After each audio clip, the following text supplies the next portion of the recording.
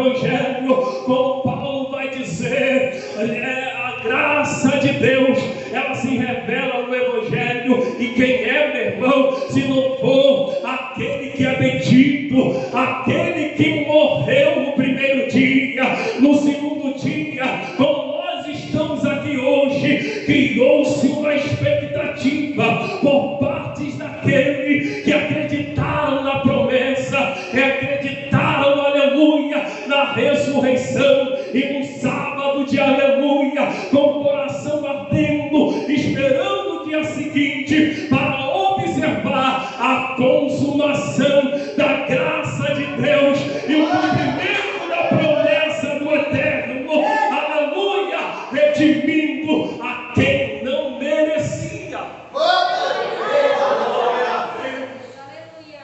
Esse é a suficiência de Cristo, a suficiência do Evangelho. Se compreendêssemos essa verdade, não nos prenderíamos nas coisas dessa vida, porque o Evangelho não aponta de maneira alguma nada desta vida, muito pelo contrário. Paulo ele vai dizer: se alguém esperar a Deus somente nesta vida, é o mais miserável dos homens. Paulo ele está relacionando aqui aquele que querem somente a bênção do Senhor, aquele que busca somente uma causa particular. Aleluia, o Evangelho não é isso não. Evangelho é salvação, Evangelho é restauração de aliança, Evangelho é livramento da condenação, da morte do inferno. Evangelho, aleluia, é a esperança perpétua de uma morada eterna com Deus. Evangelho, aleluia, não se resume em uma bênção material, não se resume em um carro, em uma casa, não se resume, aleluia, pasme se quiser, escandalize-se se quiser, mas a graça de Deus, aleluia, não se resume em uma cura de uma enfermidade. A graça de Deus é salvação, aleluia, para todo aquele que nele crê, ainda que morramos, aleluia, enfermos em nossa carne, mas temos a certeza que a nossa alma irá para uma morada eterna, aonde a Bíblia diz que a dor e a morte não encontram lugar, porque iremos viver, aleluia, contemplando eternamente a maravilhosa graça de Deus.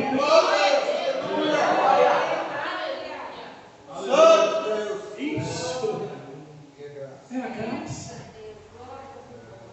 Quando compreendemos essa verdade, nós não temos visão limitada. Quando compreendemos essa verdade, as coisas desse mundo já não nos abalam. Daniel Berg e Gunnar Wingren, uma vez eles foram interpelados acerca disso, aonde ele foi perguntado por que as muitas adversidades não o incomodavam, e ele citou dizendo: porque enquanto eu estou me deleitando com a graça de Deus, preso na obediência a Ele, eu não tenho tempo para poder prestar atenção nas coisas que me cercam. Oh, glória a Deus! Agostinho de Hipona também foi interpelado uma vez sobre essa questão, e ele vai dizer o seguinte: não, pois eu estou tão inserido, envolvido com a graça de Deus, que este mundo já não me atrai mais. Paulo ele vai salientar essa verdade ao dizer: o morrer nesta vida o morrer é lucro, e se é para viver, é que seja para viver para Cristo, para a glória de Deus. Homens que não tinham prazer nas bênçãos materiais, mas a tinham como consequência. Se tivessem, eles glorificavam a Deus; se não tivessem, eles também glorificavam a Deus, porque isso é a prova cabal de alguém que alcançou a graça do Eterno e já não mais se envolve com as coisas dessa vida. É bom, mas não me é necessário. Quando falamos sobre graça de Deus, existem vários conceitos sobre a graça de Deus. Eu trouxe aqui aquilo que é mais discutido e praticado, de repente, por alguns, até mesmo de forma involuntária. Eu quero rapidamente, aqui para nós ganharmos tempo, eu não vou me aprofundar, e nem é essa a minha finalidade, em me prender em contextos históricos e conflituosos, pois entendemos pela Bíblia o que é a graça de Deus. Então, os antigos historiadores, eles entravam em conflito, e até hoje é conflito dentro de muitas denominações sobre a questão da graça. Porque quando nós falamos em graça, falamos em algo que envolve todo um serviço que dedicamos a Deus e tentamos oferecer a Ele. Quando falamos de graça, falamos de um tema que em muitos lugares hoje gera polêmica, né? Falamos de graça, falamos de livre-arbítrio. Quando falamos de graça, falamos de depravação total. Então são temas que são muito conflituosos e eu não quero me ater. Em uma outra oportunidade, de repente, nós poderemos falar de maneira mais profunda sobre isso. Então eu trouxe aqui um dos maiores conflitos da história dos pais da igreja sobre a graça, que é o conceito pelagiano e o conceito de Agostinho de Hipona. A graça na perspectiva pelagiana, quem foi Pelágio? Pelágio foi um monge britânico que se enganjou num debate ardente com Agostinho lá pelo século V da igreja, depois de Cristo. Sprum, ele em seu livro Sola Gratia, diz que para Pelágio a ordem de obedecer, preste atenção nisso daqui, a ordem de obedecer implicava na habilidade de obedecer, colocando a responsabilidade total no homem. Vamos entender isso daqui. Isso se aplicaria não somente na lei moral de Deus, mas aos comandos inerentes ao Evangelho. Se Deus ordena que as pessoas creiam em Cristo, então elas devem ter o poder de crer em Cristo sem a ajuda da graça. Se Deus ordena que os pecadores se arrependam, eles devem ter a habilidade de se informarem para obedecerem ao comando. Vamos entender isso daqui resumidamente. Para Pelágio, a herança do pecado era uma contradição. Cada pecador é responsável pelo seu pecado sem colocar Adão, o pecado original em pauta. Para Pelágio não existia pecado original. Todo homem nasceu agraciado, uma graça de Deus dentro do homem que o habilitava a obedecer os comandos de Deus, sem a intervenção do próprio Espírito de Deus, a manifestação da graça de Deus, como foi falado aqui, para que assim pudesse fazer. Existe ainda hoje, infelizmente, quem acredite que isso possa acontecer. Há quem acredite que essa é uma verdade que deve ser praticada. Quer ver? Você evangeliza alguém e este alguém diz: não, ainda não está na hora. Quando chegar a minha hora eu vou. Não, quando eu me libertar, eu vou. Esta é uma tão grande heresia. E Pelágio foi condenado à morte por pregar essa heresia. Nós temos um conceito bíblico, e já foi falado aqui de maneira bem plausível pelo pastor Natanael, que o homem não tem poder nenhum.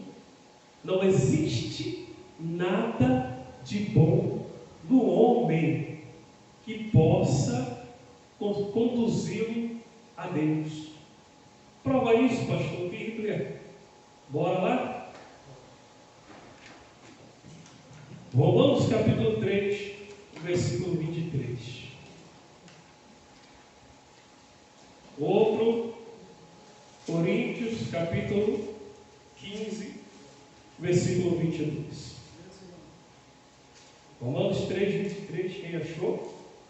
Porque todos pecaram, destituídos pela glória de Deus. Romanos 3, 23. Então Paulo, ele joga a doutrina pelagiana por terra, porque para Pelágio ninguém herda pecado. Então nós temos em Paulo a afirmação de que todos, e quando Paulo ele afirma todos aqui, é importante observar que Paulo ele não salienta aqui posição, não salienta aqui grau de santidade, ele não salienta aqui tipos de pessoas.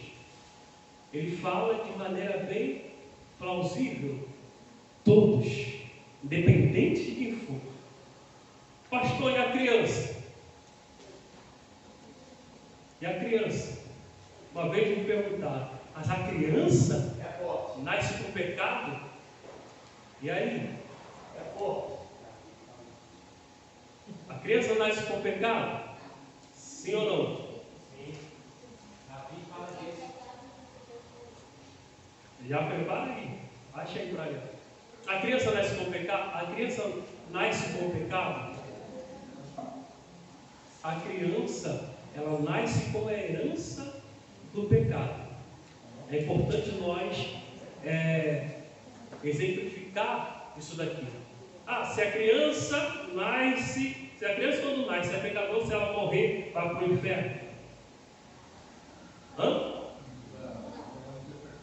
Não vai. Porque só se arrepende quem tem com. Então, embora a herança do pecado esteja com ela, a criança, ela não é condenada porque ela não conhece o pecado, não tem consciência das suas ações. Achou o texto de Davi? Não? Então, deu para entender? Então, nós entendemos que a doutrina de Pelágio é uma doutrina herética. Quem achou? Primeira carta aos Coríntios, capítulo 15, versículo 22. Bem pentecostal para poder ler esse daqui e dar uma glória a Deus aí bonito para o Senhor.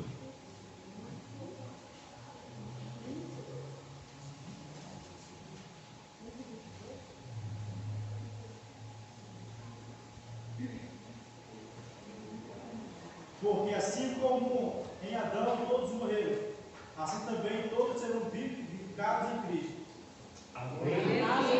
Amém. Então todos que vieram depois de Adão morreram por quê? Por causa do pecado. E o pecado, como foi lido aqui, nos leva à morte. Então nós temos a afirmação de que a doutrina herética de Pelágio não deve ser uma doutrina plausível para a igreja. Em contrapartida, nós temos Agostinho de Hipona, que todos aqueles que alguns reformadores que vieram após eles aderiram e apoiaram a sua doutrina. Enquanto Pelágio afirmava que o homem era capaz de ir a Deus e de praticar as boas ações por si mesmo, sem a necessidade da graça, agora a teologia agostiniana e luterana vai nos apresentar a seguinte coisa: somos incapazes de obedecer, porque somos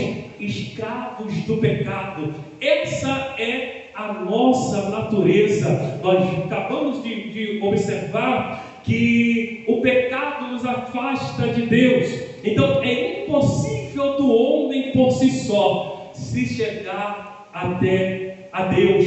Nós somos por natureza escravos do pecado. Fora de Deus não existe meio termo, não existe em cima do muro. Ou é com Deus ou é com o diabo.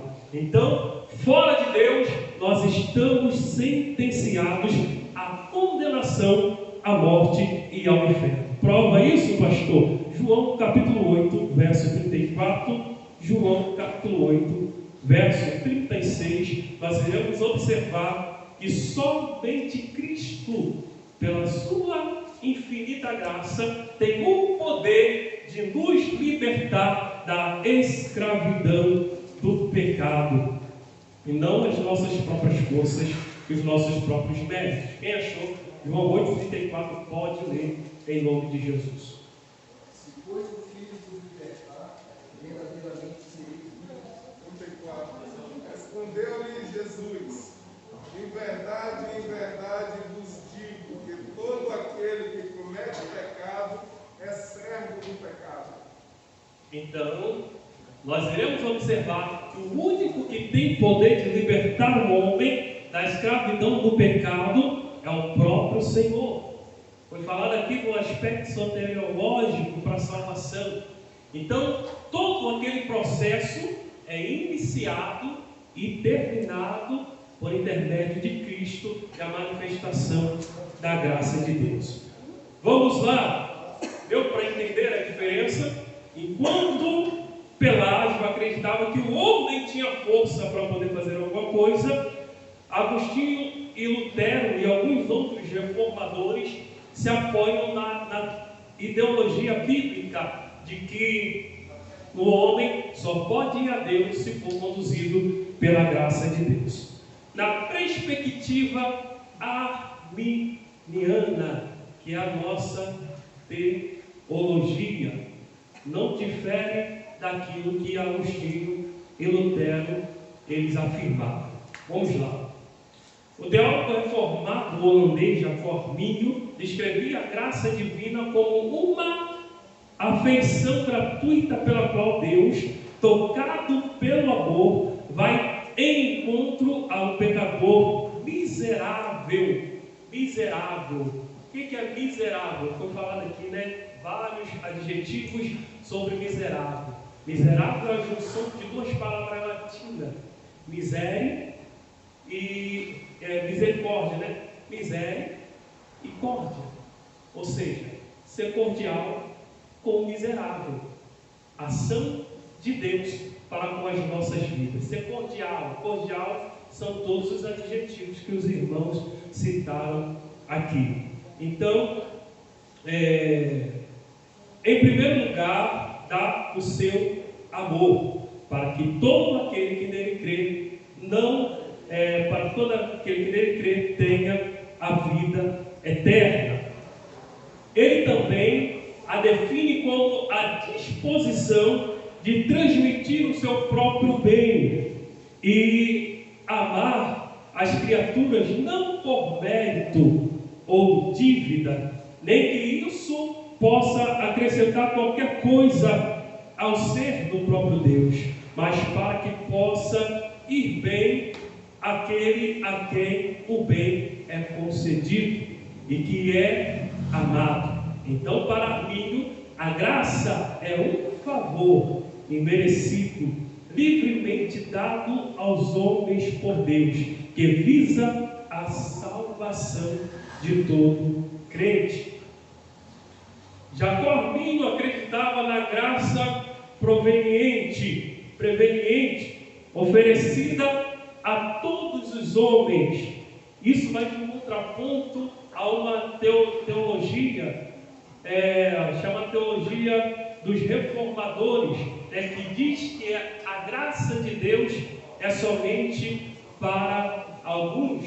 Então, a nossa teologia, a nossa visão arminiana, acredita, assim eu acredito, que a graça ela é livre para todos. Mas Deus, por sua soberana vontade, só concede àqueles que o reconhecem. Existe a ação do Espírito. Foi falado aqui sobre a pregação. A palavra é pregada, a graça é oferecida, a graça é inserida pelo Espírito. E agora o homem tem a liberdade para poder agir, escolher se quer ou se não quer. A teologia reformada diz que a graça ela é primeiramente irresistível. Se Deus chamou você e te chama com uma brutalidade de maneira que você não pode resistir. Nós temos o livre-arbítrio. Quem acredita no livre-arbítrio? Vamos explicar de maneira bem resumida o livre-arbítrio. Pastor, livre-arbítrio existe. Existe o livre-arbítrio. Existe o livre-arbítrio para o crente? Não existe o livre-arbítrio. Por quê? Porque nós lemos anterior. Nossa liberdade é liberdade para poder servir. E a palavra servir na Bíblia quer dizer o quê? Escravo. Vocês têm um professor excelente aqui, eu sei. Então qual o escravo que tem direito de alguma coisa? Escravo tem direito de escolher. Tem direito de falar para seu senhor: ah, eu quero fazer isso. Você não faz aqui, não, eu vou fazer o que eu quero. Se ele faz isso, o que acontece? É tronco, né? É assim para nós também. O castigo, a justiça de Deus, ela é impecável. Então, a graça de Deus, para nós arminianos, ela é a graça preveniente, que nos faz apoiar, aleluia, nessa grande verdade, que nos dá a capacidade, a graça nos dá a capacidade de nos direcionar a Deus. Daí então, a graça para este sim, ela é irresistível. Vamos lá. Temos 10 minutos e muita coisa para poder falar, e eu não vou falar, deixar com gostinho de quero mais, né? Se os irmãos aceitarem aqui de volta, né? Me perdoa, estou mal, irmão, por vocês. Eu sei que vocês já me perdoaram, mas eu ainda não me perdoei. Eu tenho que orar para me converter de novo. Então, nós vivemos hoje, vou fechar aqui, aquilo que é considerado como sendo graça barata.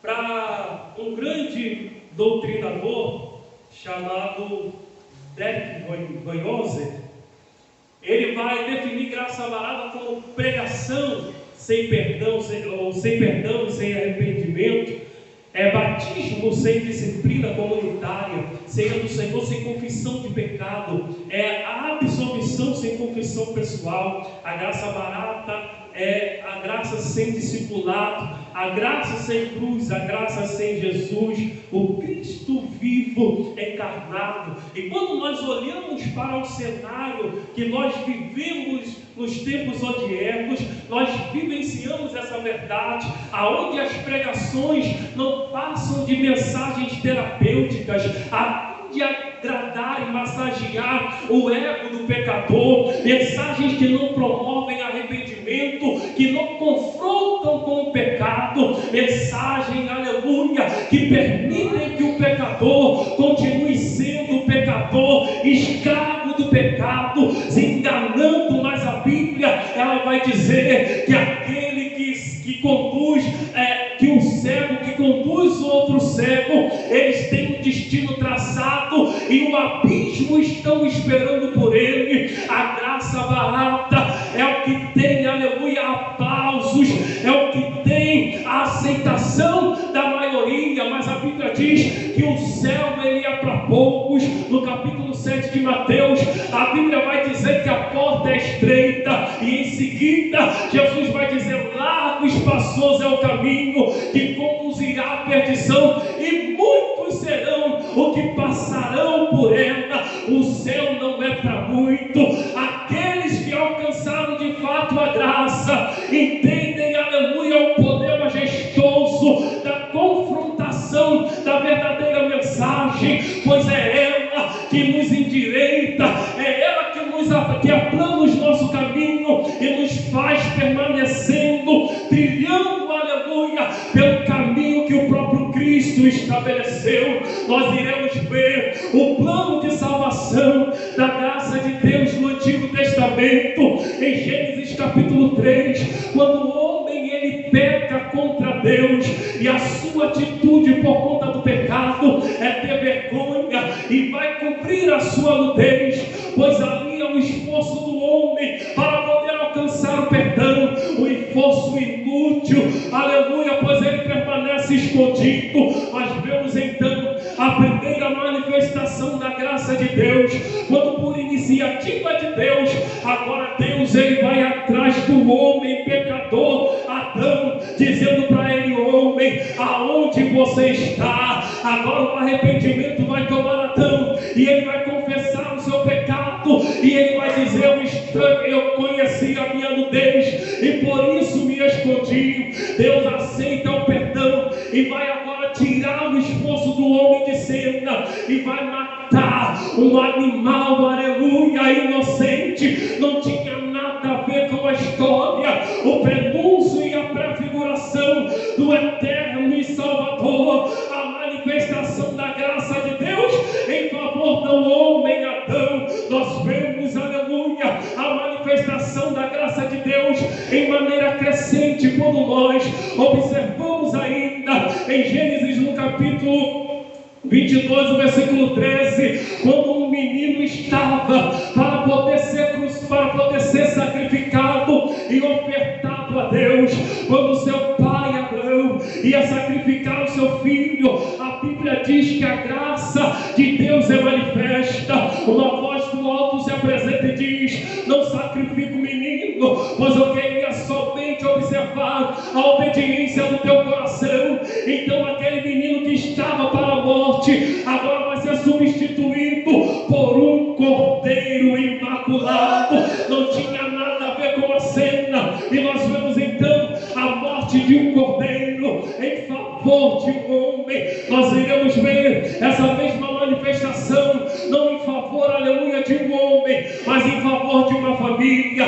Êxodo capítulo de número 12, nós iremos ver a ordem de Deus para que o povo, cada família da nação dos hebreus, viesse aspergir os umbrais da sua casa com sangue de um cordeiro imaculado. A graça de Deus sendo manifestada na tipologia de Cristo, na pessoa ou na imagem do cordeiro. Um cordeiro sendo sacrificado não em favor de um homem, mas em favor de uma família, pastor Leonardo. Iremos ver ainda mais essa manifestação sendo notória no livro de Levítico, nos capítulos, no livro de Levítico, nos rituais de cerimônia para perdão do pecado, aonde não era mais, aleluia, um cordeiro em favor de um homem, ou um cordeiro em favor de uma família, mas um cordeiro inocente, imaculado e sem mancha,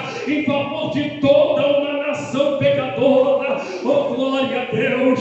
Quando então nós observamos a manifestação, o verbo encarnado em João capítulo 1, versículo 29, quando João Batista estava sendo confrontado com os estudiosos no seu tempo acerca de quem era Cristo, todos os dias sendo pressionado, até que então João Batista, sem antes falar nada, ele levanta a sua cabeça e observa de longe, quando os seus questionadores ainda falavam, Jesus se aproximando. Então ele levanta, aleluia, a sua mão e vai apontar para Cristo dizendo: eis aí o Cordeiro de Deus que tira o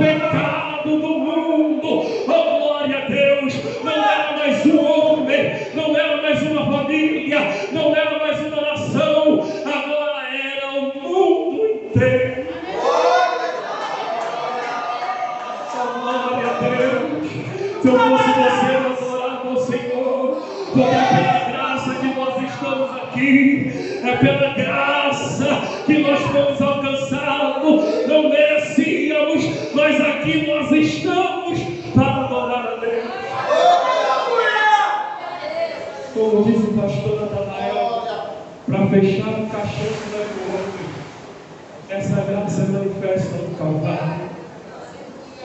Quando Jesus ele exclama, depois de tanta humilhação e sofrimento, Jesus na cruz exclama: tetelestai. E quer dizer, está consumado. A dívida foi paga. Era um termo bastante usual para os prisioneiros e também para os comerciantes, que deixavam uma dívida com o seu credor e depois eles iriam lá pagar a sua dívida e exclamavam dessa forma: a dívida foi paga, não te devemos mais nada. Jesus estava dizendo no Calvário para Deus: a dívida do mundo foi paga, ele já não deve mais nada. E naquele exato momento da manifestação da graça de Deus, o véu foi rasgado, o cordeiro e sacrifício suficiente